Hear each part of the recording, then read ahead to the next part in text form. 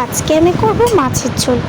তার জন্য কড়াইতে তেল গরম করে দিয়ে দেবো সামান্য একটু জিরে, দিয়ে দেবো একটা তেজপাতাকে দুভাগে ছিঁড়ে দিয়ে দেবো একটা এলাচ মাঝখান দিয়ে ফাটিয়ে। এবার এটাকে ভালো করে নেড়ে তারপর আমি এর মধ্যে দিয়ে দেব পেঁয়াজ কুচি। পেঁয়াজ কুচিটাকে দিয়ে ভালো করে নেড়ে নিতে হবে।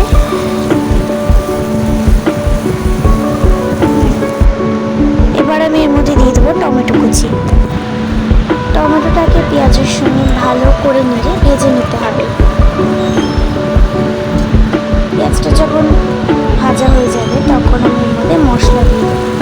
এই মশলায় আমি দিয়েছিলাম বাদাম, কাঁচা লঙ্কা আর আদা পেস্ট করে দিয়েছি, আর গুঁড়ো হিসেবে দিয়েছিলাম লঙ্কার গুঁড়ো, জিরে গুঁড়ো আর হলুদ গুঁড়ো। এর সাথে সামান্য একটু নুনও দিয়েছিলাম। এবার মশলাটাকে ভালো করে কষিয়ে নেব। মশলা কষানো হয়ে গেছে।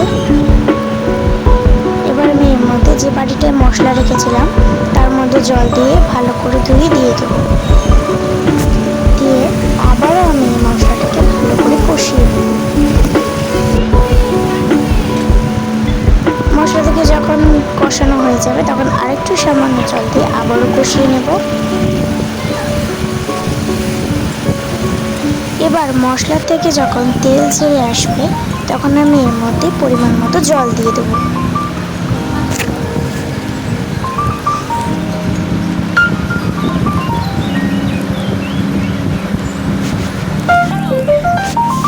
পরিমাণ মতো জল দেওয়ার পর এটাকে ঢাকনা দিয়ে রেখে দিতে হবে।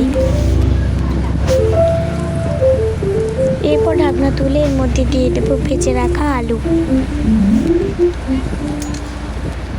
আর দিয়ে দেবো ভেজে রাখা মাছ। এরপর এটাকে ভালো করে